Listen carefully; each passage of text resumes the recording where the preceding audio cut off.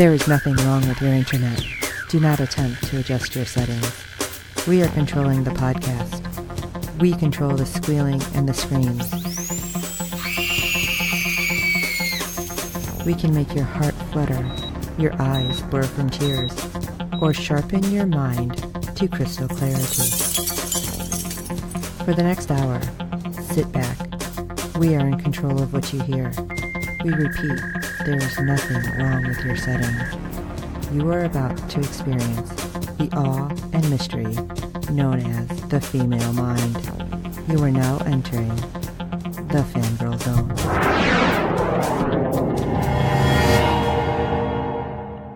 Hello everyone and welcome to SyFy Talk on the Fangirl Zone, a podcast where we discuss shows on the SyFy channel. I'm Sean, Fangirl S. And I'm Steve, and tonight we'll be discussing episode 1 of season 3 of The Expanse. Oh my gosh, it's taken so long. Back. It seems like it's been forever. Yes, it has. So glad to have the Rossi back on my TV screen. Yes. And Avasalara. Oh my gosh, I love her. She is so awesome. Well, because we're doing this so soon, we don't have any ratings yet. Right. And we don't have any news exactly. No, we'll be seeing some new people in the cast, that's for sure. Yes, and I'm wondering just how this is all going to play out, because things seem to be going a little different from this episode than I was expecting it to jump into. Okay. Yeah. I kind of felt like it picked up basically right where we left off. Well, it's like the little bits here and there. I was like, oh, wait, what does this mean? What does that mean? That's what I'm like. Oh, okay. That's what I mean. All right, so episode 1, Fight or Flight. The Rocinante crew deals with the fallout over Naomi's betrayal while caught in the middle of the war between Earth and Mars. Avasalara and Bobby hatch an escape plan. Literally hatch. Yeah. Okay, so we do see our crew and everybody, but I swear that Jim, Holden, Stephen Strait, looks like he's lost weight. Yeah, it must be all that stress. I wonder if he did a movie or something in between that hasn't been released and he lost weight. Yeah, it could have. Or yeah, maybe it's just like the angles this episode. And Amos, I'm telling you, how is this man able to, I don't know, just like have no emotion coming from him? I don't understand, like no matter what, he's like, yeah, no, sure. It's like, what? There's like nothing coming from you. And of course, Avasalara, who we both love, she was great in this episode. I don't know, I'm still a little mad at Naomi. Yeah, I think everybody's still a little upset with Naomi, and I don't think she did a whole lot to help her case in this episode. No. And then my favorite, Cass Anvar, who plays Alex, he is just great, and I was a little choked up with some of his stuff this time. Yeah, that was quite a speech he sent. All right, so let's jump to how we opened. Yeah, very interesting opening. Very much sci-fi graphics already. Yeah. So I don't know, we may not get anything else the rest of the season. Who knows? We see the UN research ship in pieces, but weirdly, it was like all pulled apart, like just so precisely, and everything's just kind of floating in the area where it should go back together really quick. Right. It's like one of those little, I don't even know what those are called, those balls that are like all wire that you can open up and kind of close back up and mess with all the time. You know what I'm talking about, right? It's right. Like you can open it up and close it. And you hear like a voiceover of reporters. So I want to know, how the hell are they even seeing this? Right. Because they don't explain that. No. And it just reports that the scientists in the entire system is now looking at Venus and training their weapons. Could this be a weapon? Could this be something else, extraterrestrial life? And obviously things are getting bad because reports on Earth are saying that planetary defenses are increasing because the war is getting closer. And then you see Mars and you see ships everywhere, like around all the planets. And right. You always see like somebody fight. Yeah. And of course, Mars is ready to battle if that's what Earth wants. And the belt is like, oh great, war is inevitable. What are we going to do? And there's just everywhere battleships and not official war happening, but right. skirmishes. And I'm not liking the way that we're going already. Yeah. Because I'm like, oh my gosh, we're going to just like, you think at this point we'd be past some of this? You would think, but apparently not, because we open in the Earth UN War Room where UN Secretary General Gillis asks anybody's heard from Avasarala, and of course Aaron Wright's right there informing him that she's still missing. And I still want to slap that man in the face. Oh, yes. Ugh. Actually, more than slap, I want to punch him dead in his eyeball. Now, of course, Gillis wants to, at least is considering attempting peace, and Aaron Wright says, oh no, that'd be a huge mistake. And Gillis kind of jumps back on him and says, well, that's my decision. Right. Especially when he says, because if anything goes wrong, it's going to be on my head, not yours. Right. So I loved that he pointed out, but man, Aaron Wright is just not bothered by it. No, because he's such a weasel. Yes, he's a snake. Like, I really thought it was going to change, but still, it's one of those things. It's like, I forgot how much I hated you. Yeah. How slimy he was? Well, he definitely reminded us in this episode. That's for damn most sure. Definitely. Especially when he starts with the, like, let me plant these seeds. Yeah, Mars has better ships, but we have more ships. We have more people. Yeah, but you know what? Mars has been, like, training to fight for how long? Yeah. Since day one. Yeah. And then with the whole little, how did he put it exactly? Oh, if you give them a couple years, we might as well be a Mars colony because they'll be in position. It's like, oh my gosh. I'm watching another show where it was all about egos that basically jacked up a whole lot of stuff. And that's exactly what I feel like is happening.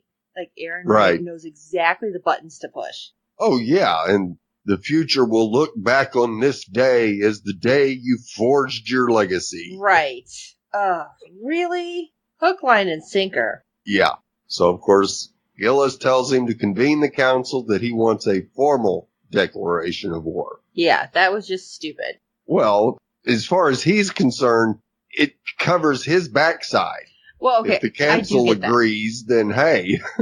I get that part, but just because Aaron Wright was just like, yeah, I knew I just had to say the right couple things to push this in the right direction, which is exactly what he wanted the whole time. Right. And then later on, we see Aaron Wright sitting alone, and he receives a message stating, mess not cleaned up. Please advise. Who do you think sent that? The people that are still left on Mao's ship. Okay, see, I thought most of them were dead. No. I mean, other than the 3 that we seen. Yeah, but I think that was the 2 in the control room were the ones who sent that message. Oh, okay. Gotcha. And then we get the scene where Aaron Wright is back in Gillis's ear. Oh, man. I was so pissed. Yeah. And basically drops the line that she knows. And, of course, Gillis goes, she knows what? Oh, we need to talk about Eros. Right. Because let me tell you, it wasn't me. It was all her. Because she's not here to defend herself. I'm going to tell you exactly what I need you to think. Yeah. And, of course, Gillis at first says, no, she saved the Earth.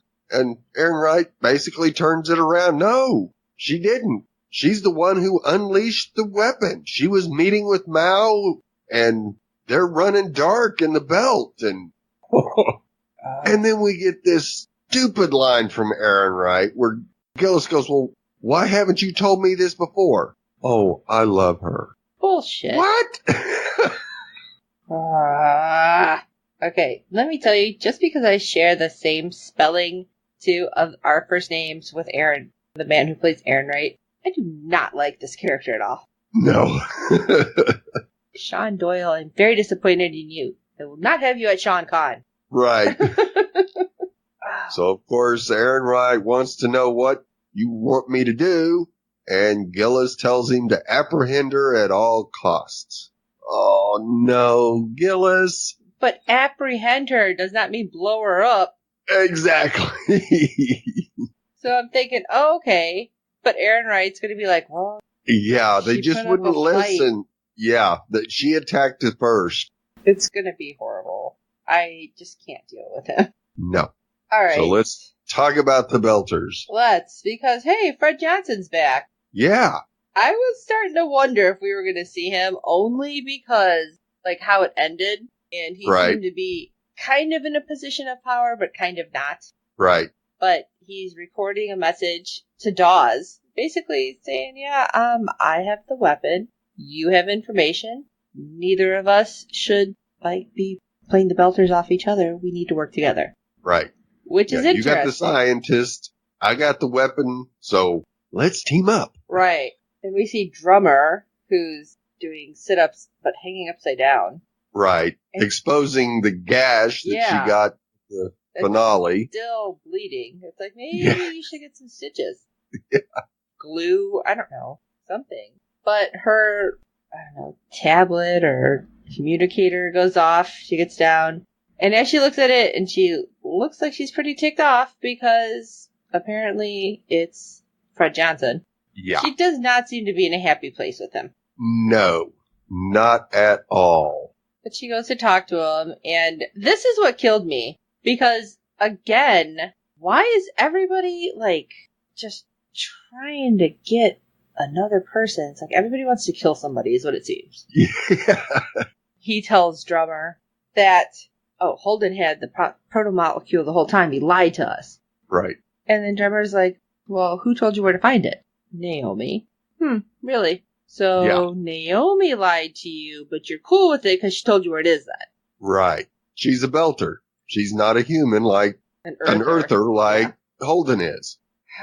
I don't know. And he was still mad at Holden anyway. So, he's going to make it out to sound like Naomi's saving the belt. And just when he's saying that, and Drummer, and I cannot get past the Belter accent, how they do this. Yeah. I'm going to mess this up. But Drummer's just not believing most of what Johnson is selling, basically. Right. Even though he's like, now we have a deterrent and we have power and we're equals. And she's like, yeah, okay. How long before Dawes steals this from you? Yeah.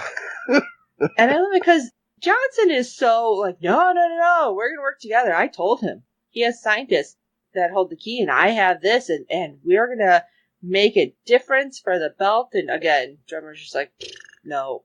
Yeah. I don't think so. It's like, well, listen. I chose you over Dawes because Dawes wanted me back over here. I didn't want that crap. I knew it was a dead end. Right. And I love it because Johnson all of a sudden is like, okay, yeah, that's because you can. And Drummer just shuts him down. Like, shut up. Yeah. And leaves. Yeah. I don't hear it. I don't want to hear it because you're going to get everybody killed and Tycho's going to go down in flames because you guys all think that you know what's going on and you don't. Right. And it's interesting with that. I mean, don't you think that Drummer is just so fed up with all of them? Oh, absolutely. I think she's going to be a huge key. I'm hoping. She may be the only thing that can save the Belters, I'm afraid. Oh, yeah. Because Fred does not give up. No. Drummer's having a drink at the bar when Fred comes up and... Of all the things. Right. Woody's like, I'm going to need you to go find the Naboo. Say, what? I love it. She's like, I could hear her eyes roll, okay? Oh, yeah. It's like, no. We're not going to be little tribes anymore. We're going to be one. She's like, again, eye roll to an extreme. She was like my spirit animal in this episode with all of the I'm so fed up with your crap. She was given right back to Johnson. But she seems pretty ticked still, just with the whole situation. Oh, yeah. She even makes the comment that normally when I get mad at you, you give me a couple days and it's only been an hour or two. What the hell do you want? Obviously something that she doesn't want to help with. Right. Yeah, she thinks at first he wants to make nice with the Mormons, and then we're going to retrofit the ship. And you go, okay, so now the Belters will not only have a proto-molecule, they'll have a battleship. I don't know how well of a battleship that's going to be. That thing is ginormous. Yeah. It's supposed to essentially be an ark. They got the weapons to retrofit it. Yeah. Could be. Yes, but it'll be part of a great lasting nation. Will it? No. And then we are back to our crew of the Rossi, which they have to change their name, of course, because everybody's looking for them. Right. So this was kind of interesting because first they're outside and they're checking, obviously, for hull damage, and we see them like burning stuff, and we find out it's any residuals from the protomolecule. Yeah. And I was wondering if it was really going to be able to burn it all off, and like how much of it do you have to burn? If like you start burning it and it goes away, or like what if it's just a speck left? Would it? Right. You know, I was like, oh my gosh, there's so much stuff that can happen. Yep. And still can. Yeah. And how do you know? Unless you go walk around every tiny little inch of that ship on the outside. Right. I'm like, I don't know. I guess they're just hoping for the best that they burned it off because they're like, okay, we're good. Let's go inside. But I don't feel like they're good. I feel like bad things are happening. Yeah. And we see Prax in the cargo bay as he's trying to fix up the hole that our little crazy monster decided to make. Right. And he's like, oh, I'm just finishing it up. But he keeps remembering back. And I know he wants to believe that he saved his daughter from this terrible fate, but I really don't think that was his daughter. No, not at all. It was so sad with him. It's hard to get past that. Because the last memory he has is her like, okay, I'm walking off with this person I trust. Yeah. I can only imagine how much he wants to, like, rip apart that doctor. So, let's come back to the Rossi. Bring it back, Sean.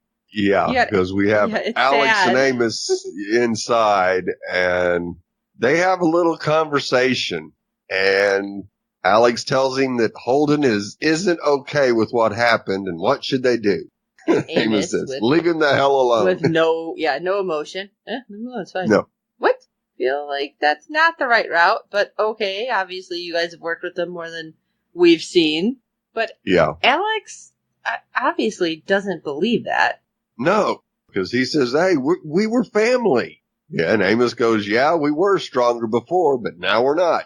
Yeah, just so straightforward. Like, meh, dude, seriously. And Alex says, we're the only ones that can fix this. And Amos tells him, you keep believing that.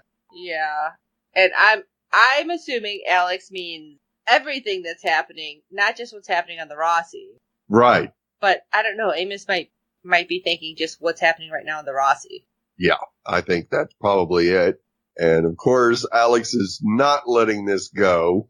And he wants to know what he was thinking when Naomi told them that what she did. And Amos goes, she's not the person I thought she was. With that, just as deadpan as, with no emotion, just go, Amos. But that was surprising.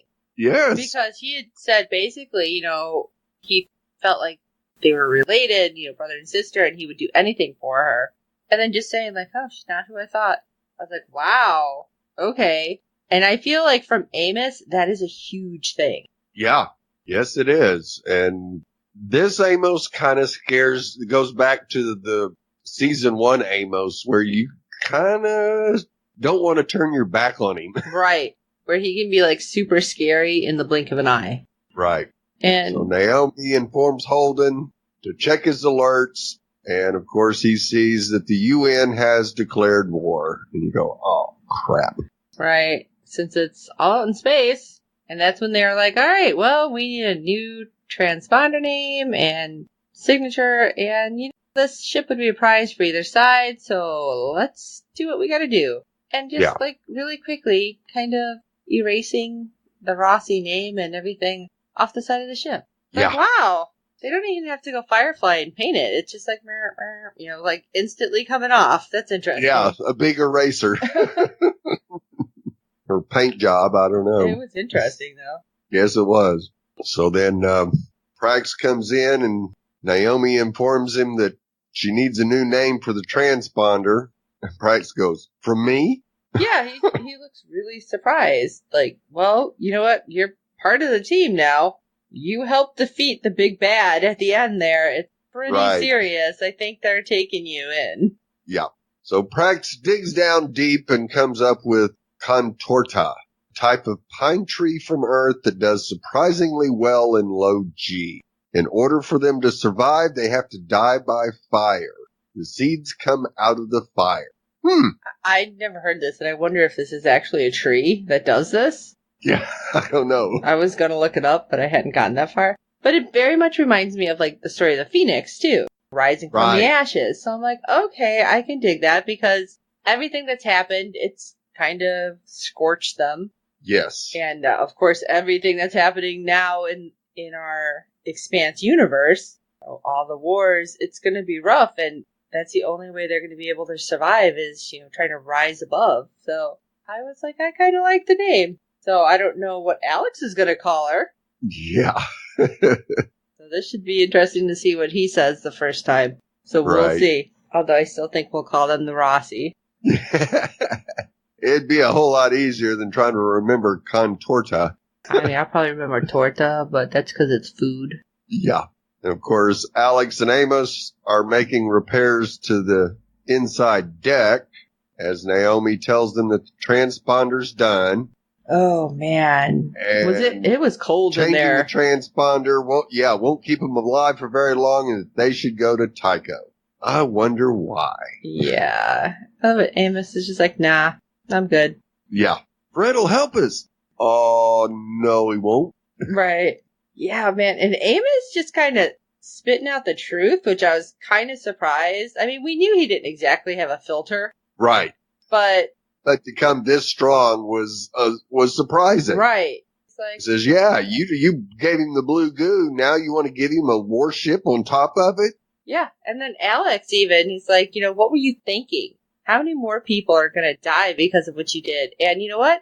I wanted to give it to the Martians, but we decided as a group, nope, let's fly it into the sun. But you decided to just circumvent all of us and do what you wanted. Right. And she looked like she was really surprised, actually. Like, how could you even say this to me? Because it's true. Exactly. She calls it survival, and Tycho is how we survive. Yeah, and again, Amos is like, nah. There's plenty of other places to hold up and ride this out. And I do feel a little bad for Naomi at this point, because she's like, everyone knows who we are. There's probably some kind of finder's fee they're going to give us up. And then they'll have the ship, they'll have all of us, and who knows where we're going to end up. And the guys just look at her like... Yeah, and if we go to Tycho, you guys will never have to see my face again. And she storms off. Yeah, okay. Pout, pout, pout, walk, walk, walk. We'll see what happens. Yeah. And then this happened. Yeah. As they're putting the deck plating on, we get a peek underneath, and there's some proto-molecule underneath the deck. No! Oh, this is going to be trouble. This is why I'm freaking out. I was like, if it was just a little tiny bit, but that already seemed to be growing. Yes. And in the beginning, they're like previously on the Expanse, and you kept seeing everything with the proto-molecule and Julie Mao and how everything kind of expanded out. Right. And just that little bit, I was like, oh my gosh, what does this mean? Yeah. I mean, it's barely anything. But is that going to mess up the Rossi? Is it going to change our people? I don't know if we're going to get to that point. But we might. Who knows? Oh my gosh, why? Why didn't they look for everything to burn in there, wherever the weird thing was? Right, yeah, that's getting into the insides of the ship, and I don't think they expected any to be inside. Once the creature got outside, really all they thought was, well, because we toasted it like that, there's probably residue left on the outside of the ship, but not on the inside. But it was tearing everything up. I mean, if it had cut its hand at all, I mean, leaking weird alien goo blood. Blue goo. Blue goo blood. Say that 3 times fast. Yeah. Amos tells Holden that he tweaked the engines to run hot and dirty. So if anyone gets too close, we'll just look like another dirty freighter. Which is good. Yes. You go, thank you, Amos, for... Right. Knowing how to do all this. Yes. And Holden tells him to tell Alex, shut down the comms so they can run silent. And it's like, okay. And then all of a sudden, Amos throws me for a loop. Right. We should go to Because all of a sudden the guys are, we should go to Tycho. What? I don't like it, but I think she's right. I don't get it. No. I mean, what the heck happened in that minute and a half in between. Right. But yeah, Amos is like, it's the only way to keep us breathing and out of a Martian gulag. I Yeah. didn't know the gulag was a thing still, but hey, why not? Yeah. And of course, Johnson's the devil you know. Yeah. I still don't And he think... owes us because of Naomi? Nah. Not likely. Yeah, I don't think this is going to be good. Now, it might be fine for Amos and Alex. It will not be good for Holden. And Naomi will be okay. Right. But if Holden sets foot back on Tycho Station, he's probably a dead man if he gets caught. Right. I don't know. This is just bad. But Holden going into the kitchen to get some coffee, and Naomi decides, everything should be fine, right? You know what, lady? This happened like 10 hours ago or something. Right. A hot 5 minutes ago. Right. Like, Holden ain't over it. Holden looks like he will hold a grudge until he dies. Yeah. So Naomi's like, so how's the leg? It's like, really? Really? I felt it. Like, yeah. Holden, like, wanting to look at her side eye and just give that long sigh. Right. Like, why are you talking to me? Yeah. Like, fine. Yeah. And she's got to argue about it. Right. It's like, can't you tell? This is one of those moments that some gut feeling might be good to follow. Yeah. You can't force it, Naomi. No. And she was definitely trying to force it, and Holden was not having any of it. You screwed up. Sorry. There's no going back for you guys. Right. Which makes, I think, everybody so mad because everybody was so happy last season. Right.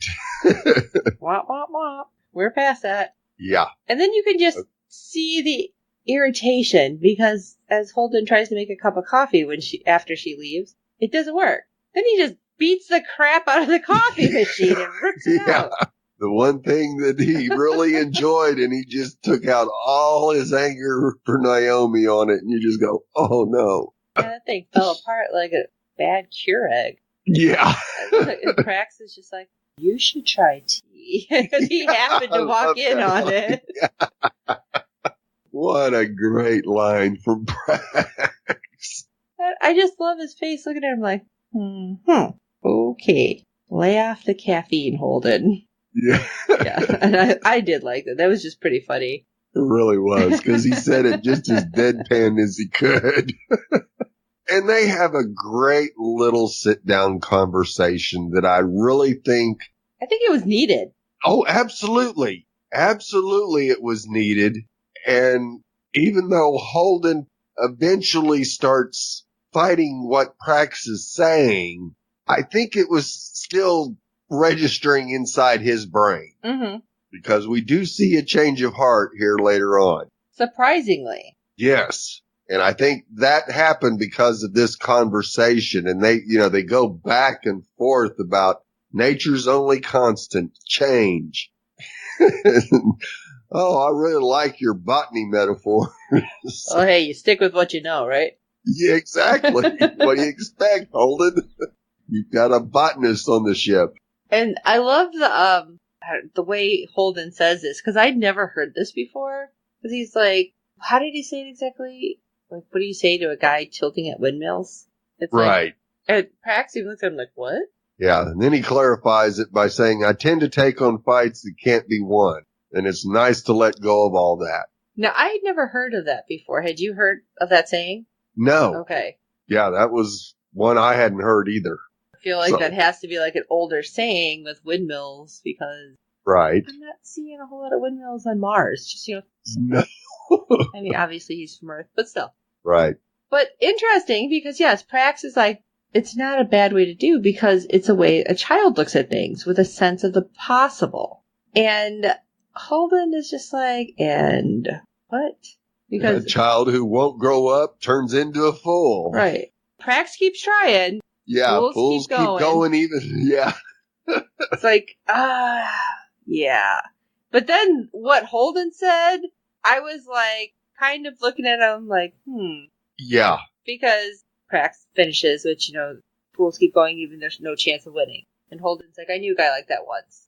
And when Prax asks what happened to him, this is where I wasn't sure who Holden was talking about. Now, I think you were thinking Miller, right? Oh, yeah, absolutely. That's who I thought he was referring to. Which makes perfect sense. Right. But then, because right away Holden suddenly says, that wasn't May on the ship. There was nothing human in those eyes. So did he mean, like, Prax was the fool that knew that there was no chance of winning and thought that that was May the whole time? No, I think... That's what I was thinking, too. Yeah, what Holden did was immediately turn the conversation completely around. Because Prax asked him what happened to him, and he immediately changes the subject and focuses on May. Okay. So he doesn't have to talk about Miller. See, that's what I just wasn't sure about. Right. Because I was like, he I guess I completely could go both turned ways. the whole conversation around to May. Mm-hmm. And of course, that was going to be the one thing that was going to keep Prax from continuing to encourage Holden like he was earlier. Okay. See, yeah. I felt like it really could have gone either way there. Like, yes, Right. he was talking about Miller because Miller wasn't giving up. And I mean, Miller is the one thing that actually saved Earth. We don't know what happened. We as the crew of the Rossi, I should say. Right. Because they lost all track of him when everything went wonky. But at the same time, okay, Prax wasn't giving up. And so, and at the very end, right before the proto-monster, like I think that's what we called it last season. Yeah. He threw the, whatever the hell that was, the bomb ball, and it grabbed it. Like, I thought he was so sure that it was his daughter, he was willing to die with it. Right. And so I can see both here. So I'm hoping they clarify. I mean, they don't here, but especially because I felt like it was a little painful because then after that back and forth, Prax is like, oh, I guess I'll never know. And I have to learn to live with that. And he's leaving and he grabs his bag and you see May's, was it a bag or her like tablet? I think it was her tablet. And I'm like, oh, it's still got the little cartoon thing. I'm like, yes. Oh, you know what? You're just going to turn that knife a little bit more in my back. Thank you. Right. But Holden saw it. Yes. So he knows that, yes, Prax hasn't given up and is going to hold on to his daughter for as long as he can. And I feel like he has to. Right. And then we get Alex in probably one of the most honest and emotional speeches we've ever heard from him. Oh my gosh. Because he's about to shut down comms and decides, I'm going to record a message. To his family that we have actually not met at all. And so we didn't exactly know. We've seen a picture. Right. This was hard. Yes, it was. As he tells them they're doing good things out here, that he's been a terrible husband and father, but this is really what he wanted to do, even though he didn't know it. And he never stopped loving them. Yeah. And when he says that, I think I'd rather be out here, but I didn't know how to tell you. I'm like, oh. Yeah. Ow. Why would you do that? Yeah. He wanted to be honest with them. He definitely thinks he's dying. Yeah. He doesn't think he's going to survive this. And right now, I don't blame him. Mm-hmm. I mean, like you said, they were family. Now they're not. And this doesn't look like it's going to end well. And especially that he sends off the message and then turns off the comms. It's like hurrying up and saying your piece and hanging up the phone before anybody can say anything back to you. It's like, right, wow. Pick it up. Yeah, wow. That's a Dear John voicemail. Right. And then we had seen like the whole crew kind of in different places as we hear Alex saying this. And so I feel like it was very much everything he was saying, the whole crew probably felt, but they all didn't have anybody to send it to. Right. Because they were the family. And Holden didn't exactly seem close to his family. I wasn't saying. No. I can't even remember the number, the multiple moms and dads. It was weird. Right. So, I don't know. Like, Alex is the only one that had actual family. And so this just seems really strange. And it hurts. But we end that moment with Holden looking at some kind of planetary system on his tablet. Right. You go, Right. It's like, what are you looking at? Yeah. What are you figuring here, Holden? Like, you see the wheels turning. Yeah. Something's up. Yeah. Of course, Naomi is telling the rest of the crew that she's laid in a course to Tycho that will take them a little bit longer, but will keep them out of the high traffic zones when Holden comes walking in. Oh, and not only does he come walking in, Yeah.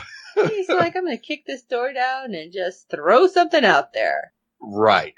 Because, holy crap, he just looks at Prax and he's like, I didn't care about your daughter. We needed you to get through Ganymede. It's like, what the hell? Yeah. Dude, that was not cool. But then, Prax is like, you didn't have to say that. And he's like, but none of us would be here and breathing if you didn't come. Right. And we owe you some answers. Yeah. And Naomi keeps trying to speak over Holden like, yeah, Holden, dude, seriously, bring it down a notch. Yeah.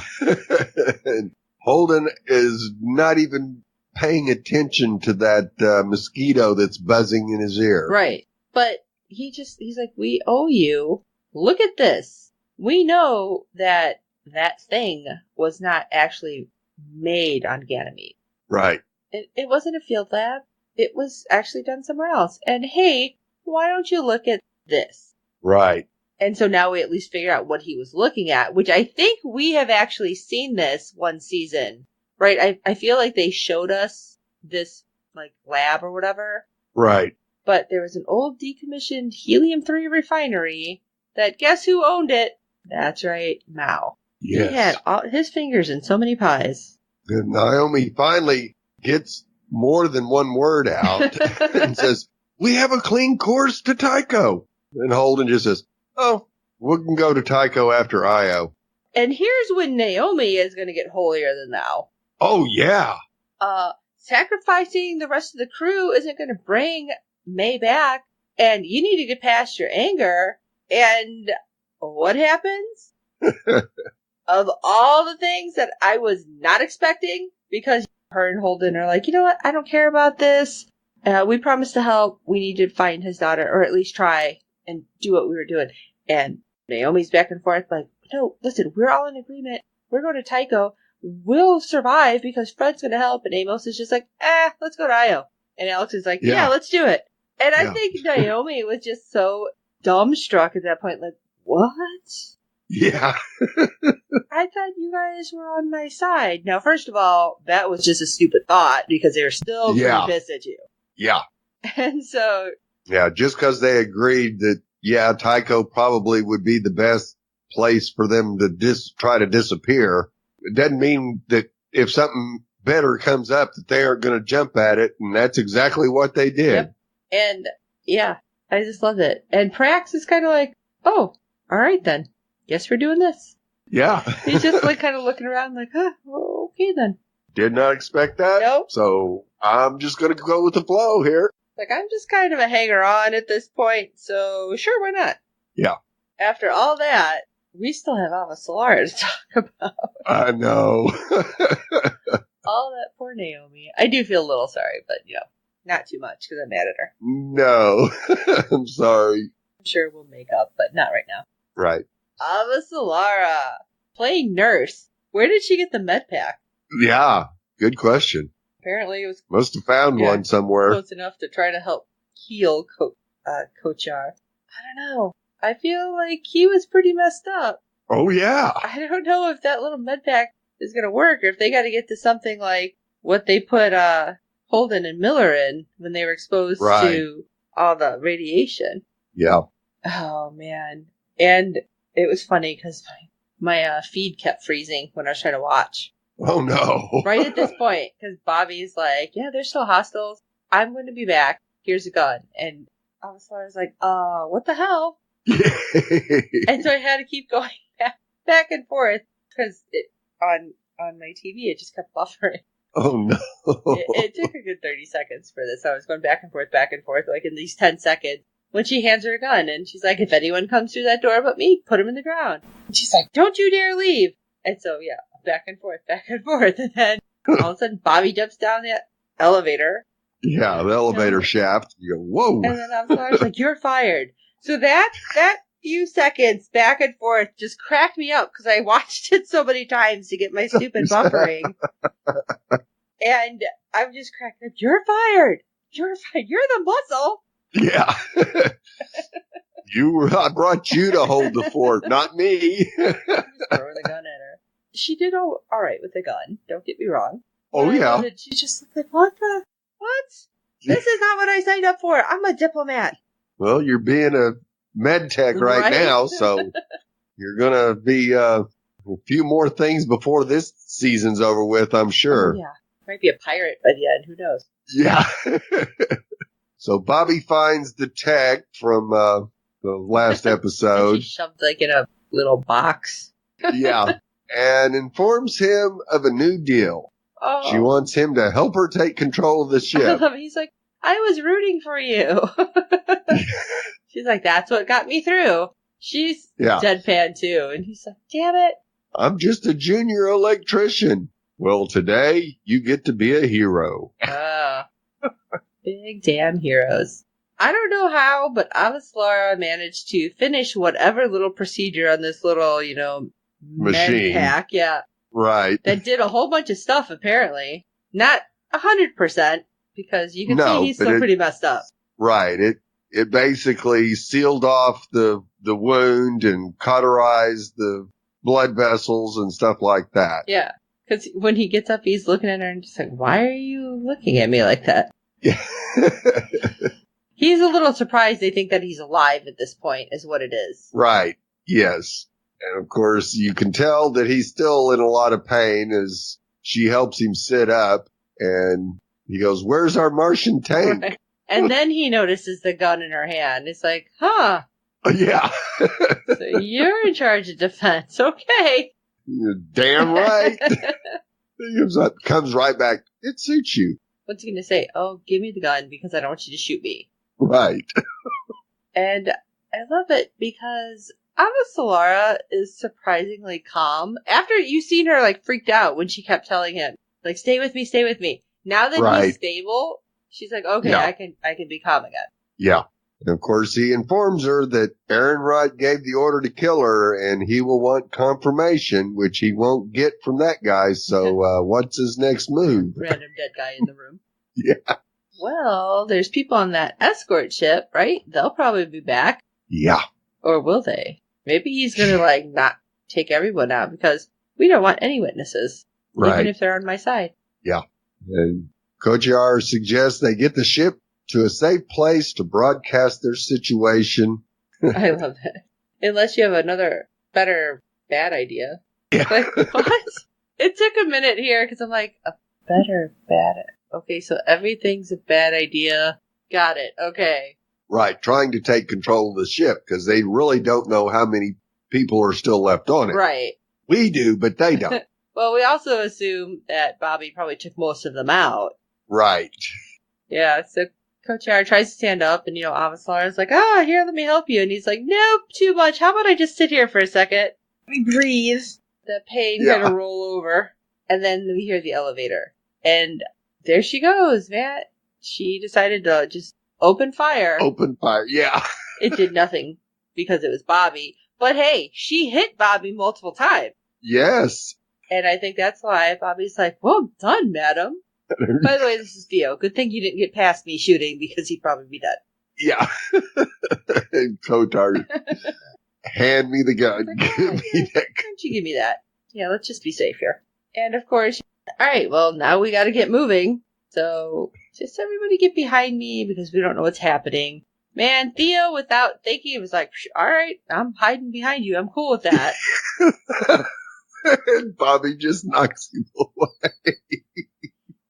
Avasalara was a little bit reluctant, but she did it. Right. And then Kochar doesn't even do it. He's like, whatever. Right. And the elevator doors open. There are two guys there saying, don't shoot. We're just the flight crew. Yeah, right there, I'm going, not so fast. And Bobby steps out and is immediately shocked to the floor. Yeah, it was like a big EMP. Yeah, short-circuited her suit. So they were smart. Yes. So that was good, but not smart enough because even though they're grabbing for guns, Kochar is like, bam, bam, you're dead. Yeah, you're dead. You thought I was dead. Not so much. Yeah, and now you are, yeah. so. And then suddenly, oh, hey, that escort ship, the UN escort ship, it's going to be fired on by another escort ship, I guess, with, like, missiles. It's like, what the hell is happening? Nobody's going to notice this? It depends. If they were out in a very lonely part of space where there ain't a lot of radar out there, then yeah, the escort ship could probably get away with firing missiles and not be detected doing it. I guess. So it's like, hey, let's get this party started. Let's move this ship. So Theo's like, oh, yay, I always wanted to fly this. That didn't work out so well. And, No. you know, Bobby is like coming to, like, oh, what happened? Well, you got zapped, but you're good. Sit up. You're good. And, oh, Theo, what did you do? Because all of a sudden there's alarms. And he's like, I didn't touch anything. Which I feel like it's me at work. I swear to God, I did not touch it. Right. It's an automatic defense system because there's missiles coming at us. And we got 17 minutes to get out of Dodge. Yeah. Oh, no. And I almost wanted to see a 17-minute countdown clock in the corner. Right. Oh, let's see if this is really 17 minutes. We have Coach Yara's like, oh, wait, there's that ship that's in the hangar. It's Mal's daughter's ship. We can get there. And we can get out of Dodge because our ship, who knows what the heck's happening. And Avasalara looks at Theo and is like, hey, everything that comes in is recorded, right? Is this the time to be discussing this? I'm freaking out thinking this is the bad time to ask this question. No, it's the only time to ask that question because if she leaves without that data, she has no legs to stand on. Yes, because I wasn't thinking about that because she says that. She's like, we need that because it's the only way to prove that Aaron Wright is the one committing treason because he's probably, like, smearing my name everywhere right now. Yes, which he actually is. If they got missiles coming at them, they're really not wrong. And Theo starts kind of freaking out. Right, that he's not going to be able to find the comm buffer in time, and you know there's just too many circuits, and just he's falling apart. And Avasalara calms him down by focusing him on his family and getting back to them, and he's done his planet a great service. Yeah, I love it. Especially when Coach Yara's like, she says that to everyone. It's like, dude, seriously? But it was kind of funny. She's like, breathe, listen, do this. It's like, think. Yeah. At least she wasn't like, use your head. Yeah. So great. They have the buffer. And they have everything they need. Let's get out. Well, they get over to the hangar and, oh, crap. It's a racer. There's only enough. It's only big enough for two people. And that was interesting because she's like, I'm sure we can make everybody fit. And Cartier's like, you don't want that to happen because things will go smush. Yeah. You aren't officially locked in and given the G-juice. I was like, dang. You would think that somehow there was like emergency jump seats or something, but I mean, it looks pretty big enough. Yeah. And of course, Theo says, I'm certified to fly it. Gochar says, not so fast. You're coming with me to the drop ship. Right, because we don't exactly trust you yet. Which I don't blame him. He wants to just live. He doesn't care beyond that. So, yeah, all right, Bobby, it's up to you. Can you do it? She's like, more or less. Yeah, I can fly well enough. Yeah. It's like, we'll see what happens, but, you know, we won't die. Maybe. We may be busted up, but, you know, we'll survive, I'm sure. But the door won't open. Yeah. Which I didn't understand because Theo's saying, oh, well, we're in full burn, so it's the countermeasures. So I'm like, why didn't you, like, stop it then? Right. Disable it, turn it off, something. Right. And then next thing we know, Bobby's like, hang on a second. And that's why I said I needed the 17-minute countdown. So I'm like, I think we're past the 17-minute mark at this point. Right. Because we see an explosion on the outside of the ship, and Bobby crawls out onto the hull. And then I thought she was going right off the hull. Yeah, because her battery starts to fail, and she starts a tumbling from the middle of the ship right to the very edge, where she almost falls into the rocket exhaust. Yeah. You go, oh. Man. And when her pack actually kicks back on and she could start like moving on the hull again, I was like, oh, okay, my heart. Yeah. and she flies up that hull of the ship, man. She was moving. Why? Is there always like the emergency release for these things outside the ship? Yeah. It was the same thing on Tycho. I'm like, dude, why is it outside instead of somewhere inside? That didn't make sense. No, I guess it's so people can get in if they need to, but you got to get out before you can get back in. Yeah, that's true. And then, she kind of pushes the hangar doors open. It's like, are you going to stay there? Because are you holding them open this whole time? What are you doing? Right. And, as she's trying to work this out, you have Avasarala talking to Kotyar. She's like, this plan sucks, right? Yeah. And the ship is still going to fire. That means they're going to fire on you, so what the heck? Right. And I thought this was interesting because he's like, no, they won't fire without knowing if you're on board. Really? Because they're firing now. I mean, yeah, right. they know they're she's fired, on. and what he's saying is if they, they're tracking their missiles in, and if they notice anything leaving, they're going to figure they didn't kill her. Okay. But if they don't see anything, then they figured they did kill her. I gotcha. Is what he was trying to get across to her. And so Bobby finally shows up, the inner doors, and Theo says, we have less than 5 minutes. Yeah. Starting to freak again. Kotyar says, plenty of time. Right. And then Avasarala gives him something. And what does he say? Don't forget your antibiotics, I thought she said. Yeah, something. I couldn't make out what she said. And, he's like, I won't. And then the doors close between them, and she looks like she's tearing up. And I felt like she knew that he was sacrificing himself and Theo for them. Right, yes. Which that's the way she was looking at it, was that they aren't going to make it out. Right. And of course, Kotyar is like, good job, Marine. And she's like, good job, spy. Off they go. Like, what the heck? Yeah. And of course, Bobby is smart enough to destroy the transponder, so at least they'll be anonymous, and tells Avasarala to take off her jewelry or it will tear her head off at 0 G's. She called it tinsel. Yeah. Because it took me a second to figure out what she was talking about until she starts taking off the jewelry. I'm like, oh. Because she's like, I have to take my suit off.